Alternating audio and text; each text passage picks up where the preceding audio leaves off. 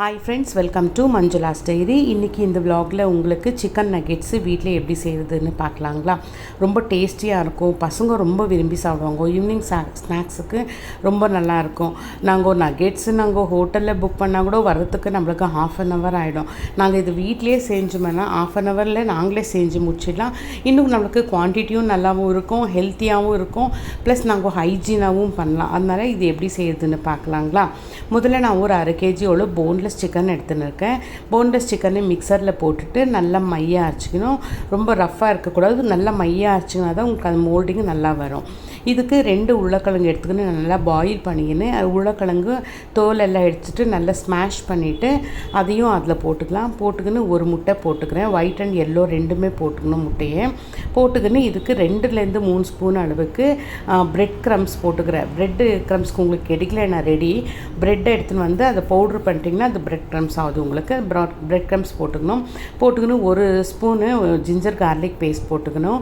ஒரு 1/2 ஸ்பூன் அவ்வளோ pepper powder போட்டுக்கோங்க. உங்களுக்கு கொஞ்சம் காரம் வேணும்னா 1 ஸ்பூன் கூட நீங்கள் போட்டுக்கின்னு ஒரு டேஸ்ட்டுக்கு எவ்வளோ வேணுமோ அவ்வளோ சால்ட் போட்டுக்கின்னு நல்லா மிக்ஸ் பண்ணிக்கணும். ஒன்றுக்கு ஒன்று நல்லா கோட்டிங் ஆகிற மாதிரி நல்லா மிக்ஸ் பண்ணிக்கின்னு இந்த இப்போ செப்பரேட்டாக ஒரு பவுலில் வந்து ஒரு முட்டை உடைச்சி போட்டுக்கோங்க.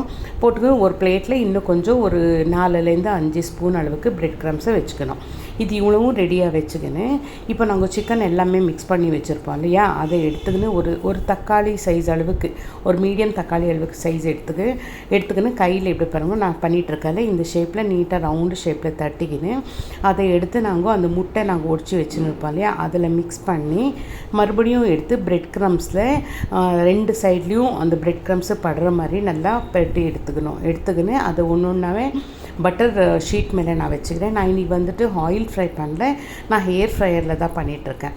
இந்த மாதிரி நீட்டாக எல்லா இடத்துலையும் படுற மாதிரி பிரெட் க்ரம்ஸை பெட்டி எடுத்துக்கின்னு ரெடியாக வச்சுக்கணும். எல்லாமே ஒரே வாட்டி செஞ்சு வச்சுக்கணும். பாருங்கள் நான் இந்த மாதிரி செஞ்சு வச்சுன்னு இருக்கேன். பாருங்கள் இந்த மாதிரி செஞ்சு வச்சுக்கின்னு இப்போ ஹேர் ஃப்ரையரில் நான் எல்லாத்தையுமே வச்சுட்டு 190 டிகிரிக்கு 15 மினிட்ஸு 12 to 15 மினிட்ஸு வச்சு எடுத்தோம்னா கிறிஸ்பியான உள்ளே வந்து மெதுவாக இருக்கும், மேலே கிறிஸ்பியாக இருக்கும், ரொம்ப சூப்பராக இருக்கும், டேஸ்டியாக இருக்கும். நம்ம வீட்லேயே ஒரு 20 மினிட்ஸில் நம்ம இதை செஞ்சிடலாம்.